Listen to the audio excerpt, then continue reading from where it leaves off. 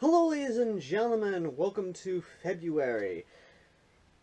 And my god, it feels good to be done reviewing bad guns, and I'm gonna tell you now, I've been wanting to review this one for a long time, because this one was actually my very first AEG.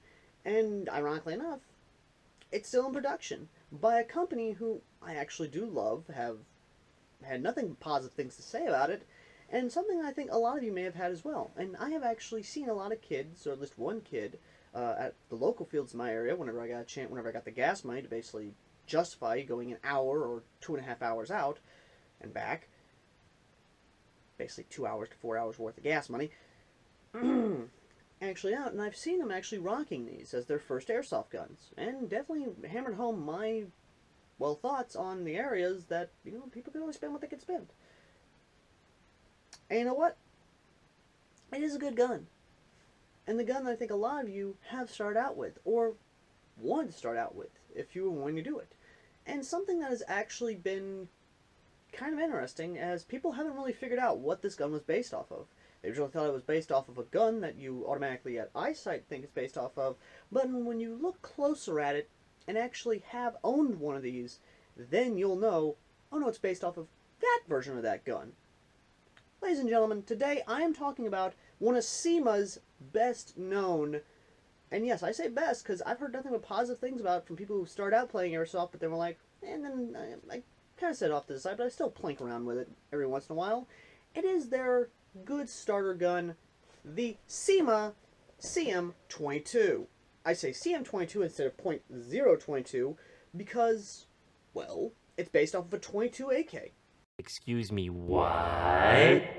Yes, this is based off of a real steel .22 AK. I can't exactly pinpoint down the company of the .22 AK in question because when you type it on Google or even search up .22 caliber AKs, you get nothing but hundreds, if not thousands, of search results around .22 AKs. And I've even seen .22 AKs at my local academy, local sporting goods stores, things like that, and honestly, I wouldn't mind having one in my collection because I've got a Savage .22 as well as a Mossberg .22 autoloader, even some older .22s in my gun safe. And believe me, I love .22s. They're fun little plinking guns. They're great for squirrel hunting, bird hunting. I love me a .22. I mean, I was raised in the South and kind of raised on .22, so, hey, Southern pride. But let's go ahead and get the obvious out of the way, the box art. CYMA is kind of unique in some of their box art because they basically are saying, this is for starters. Let's go ahead and try and give them as much information as possible while also being kind of bland as possible. Unlike, of course, G&G, which has its flashy, over-the-top artwork, CYMA decided to just go basic, but informational. Even going as far as to saying, okay, single shot, automatic firing.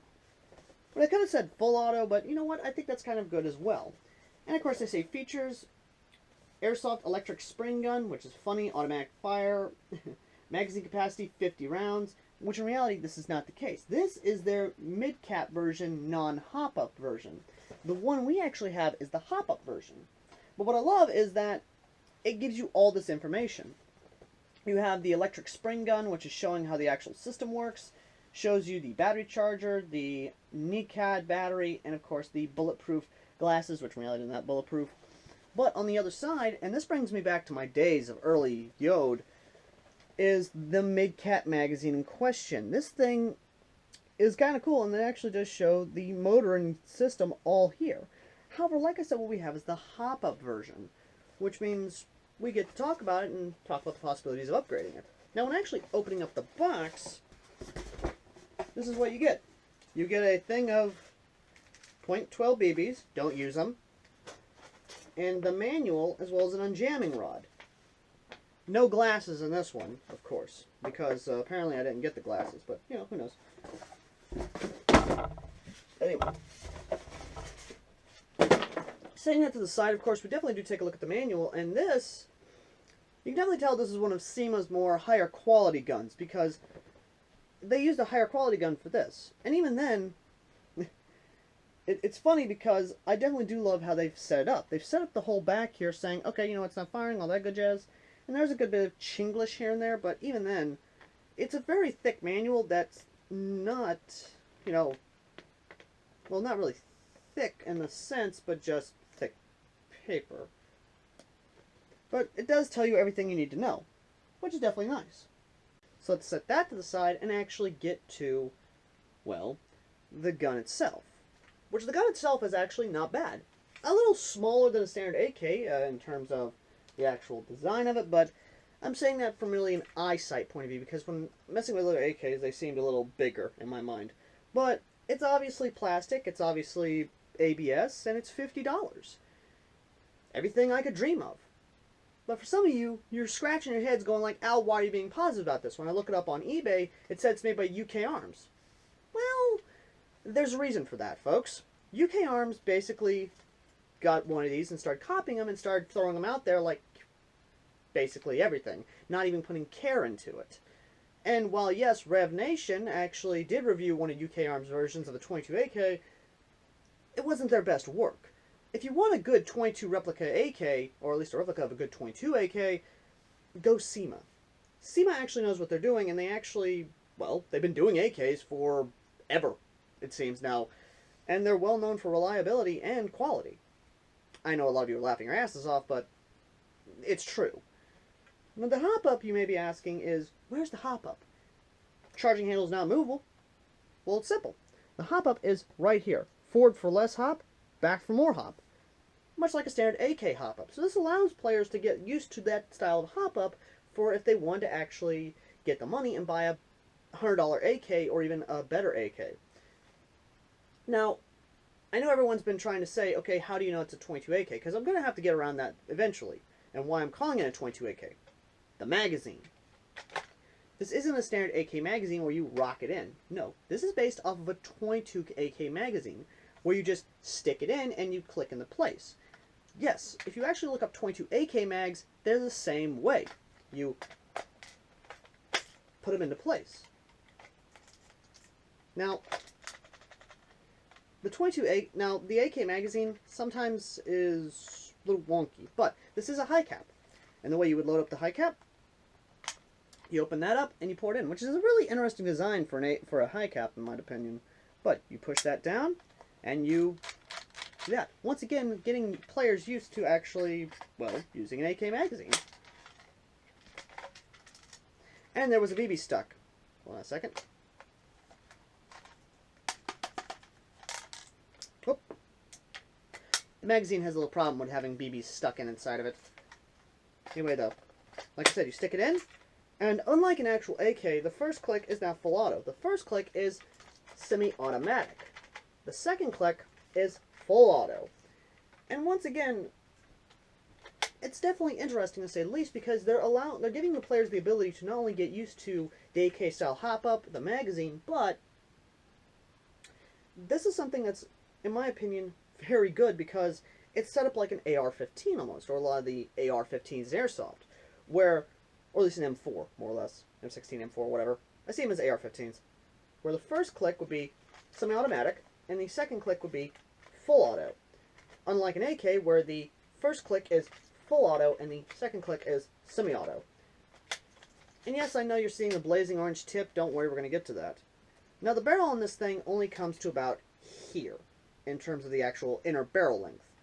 But with the hop-up in there, I'm going to open this up and actually see if I can't upgrade, or at least there is upgrade possibility, so new players can understand how to upgrade their guns.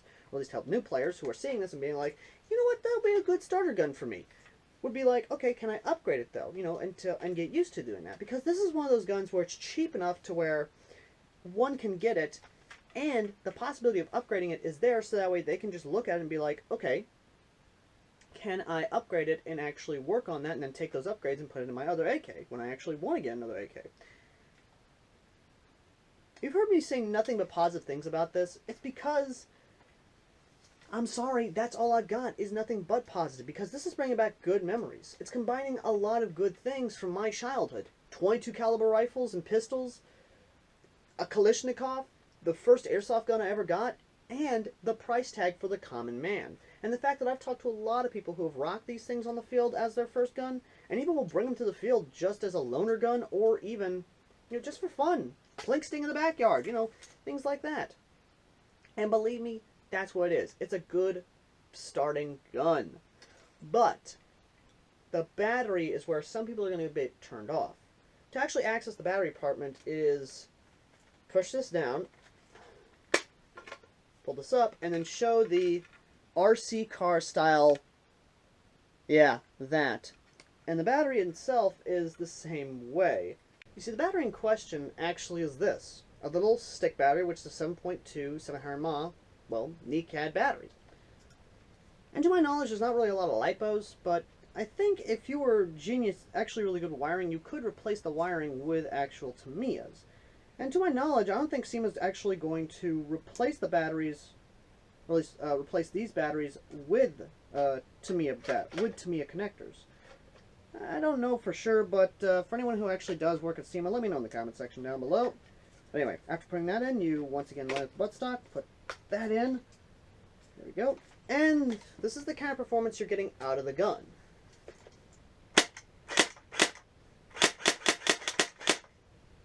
Not that great in semi-automatic. Full auto is not that much better.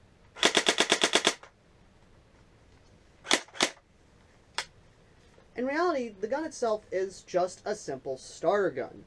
Not a great rate of fire, but when we actually take it out to the range and you actually see what it's doing, then you'll understand more or less why it's like that, or at least in my opinion, why it's sort of set up that way in the slow rate of fire, the not so great trigger response, and well, let's just get to the chronograph and actually talk about it, shall we? Alright, I've got the magazine loaded up with Black Ops .2 BBs.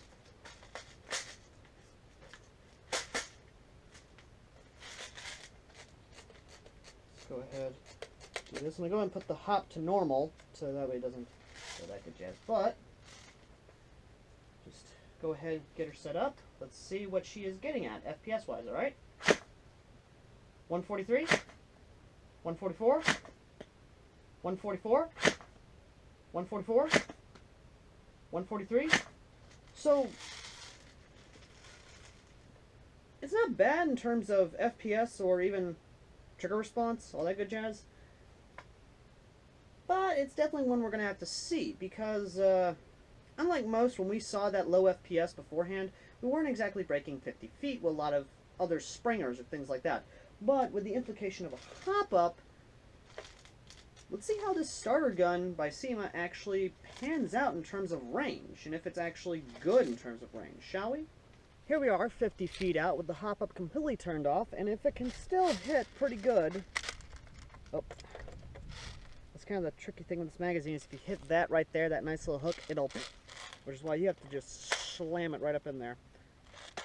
Anyway. Going ahead and winding up the magazine now. Do a nice couple winds. We're only going to do a couple semi-automatic shots at the barn, but that's all we need, more or less. Anyway, so let's go ahead and see if it will hit 50 feet, shall we?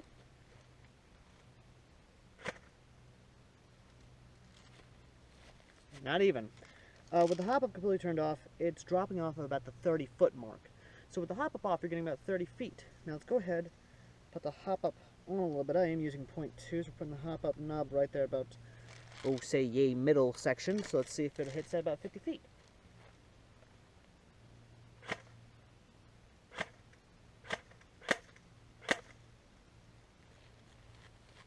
No, not even. Putting the hop up all the way on. Now again, I am using 0.2 Black Ops, not game face, because God only knows that would make things worse. Let's see if it hits now.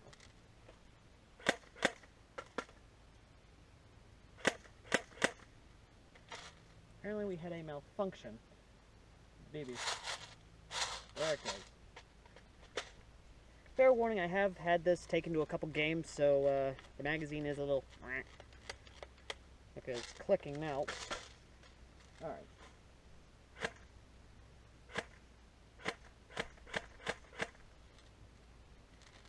It's hitting about 40 feet now.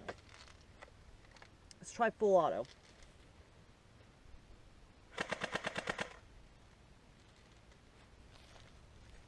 Still hitting at 40 feet.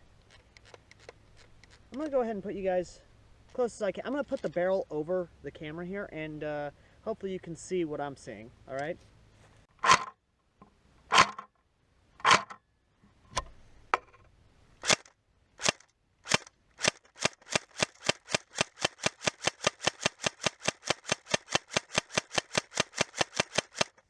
Okay, so that's weird. The more I was putting downrange, the more they were actually going a little further. So, aiming at the barn now, and I'm going to try and do the rapid fire that we saw just there.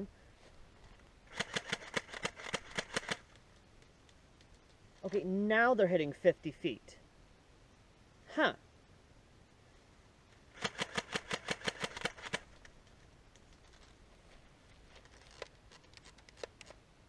A little weird this thing is, but then again I have taken it to a couple games and I have actually let another player run it, so yeah, it's a little broken in.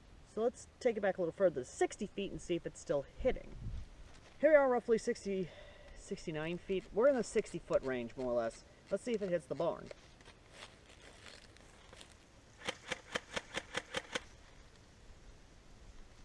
Barely, but it's hitting it. Like, again, let me put you guys under the barrel so you can see the BBs, hopefully.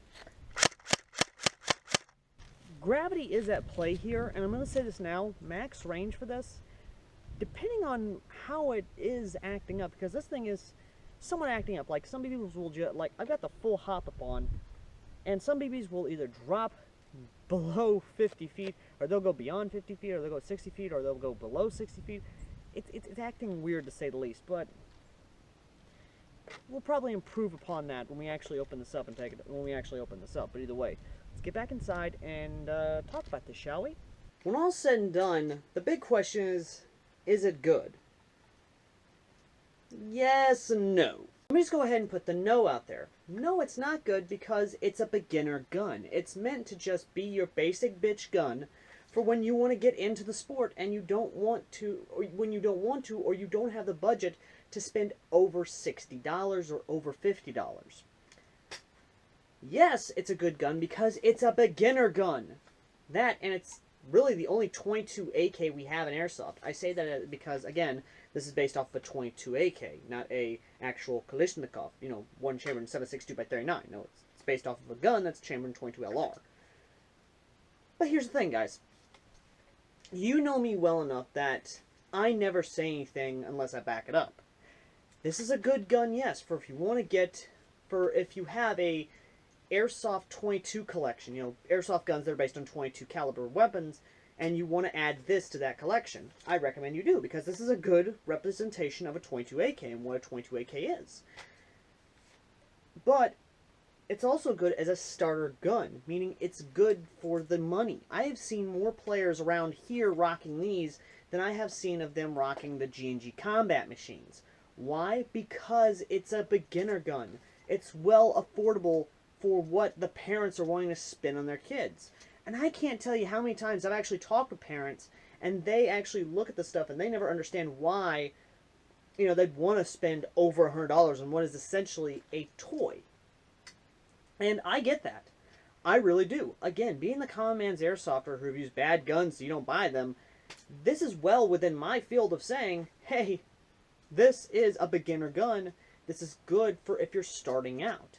And if you want to get more money, or, you know, you want to kind of save up your own money to either see what you can do with this or buy another AK. Not only that, but it helps out players understanding what an airsoft gun is. Primarily, if they want an AK, this helps them wanting to get an AK. If they want an AR-15 or they own an AR-15, then the safety system on here helps them understand how to handle an AR-15 or an M4 in Airsoft, where the first click is semi-automatic and the second click's full auto. Not only that, but it helps them kind of understand how to handle... There might be a BB loose in the magazine still. How to handle a magazine. I'm not going to lie, guys, when I say that this is, in a sense, what I started out with.